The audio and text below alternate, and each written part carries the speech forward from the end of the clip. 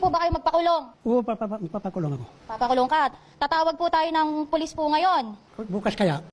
Ako, siguro, umiral siguro yung kadimonyo ng aking kamay, gumalaw. Salamat nga si Bautista dahil hindi siya nasugatan ng atakihin ni Valentino. Kita nyo CCTV, talaga tinagayo, no? Malakas po yung guardian angel ko sa likod. Nakita ko, ginanon mo sa tumama yun. Di baliktad yung baliktad. Unang pinuntirya, mga manguhula na kanya-kanyang pwesto sa Plaza Miranda. Bukod kasi sa hindi raw nasusunod ang physical distancing, doon na rin daw sila natutulog sa Plaza Miranda. Pinaalis sa Team Hawker sa mga manguhula, pati ang kanilang mga gamit at basura, pinaligpit.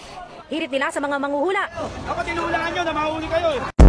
Di nyo po na itatanong, kami po, hindi lang po kami entertainer talaga. Totoo yan? Doon sa Cebu po, isa po akong abogado doon. Ikaw abogado ka? O, abogado po Maraming ako. lawyer dito. O, abogado ako. Abogado ka? Lahat ng mga kliyente ko po, pinapangakuan ko po. Paano? Na kapag sila talo, tapos ako yung abogado, magpapakulong ako. Yun. Oh, kanina may tumawag isang kliyente ko doon sa Cebu. Oh.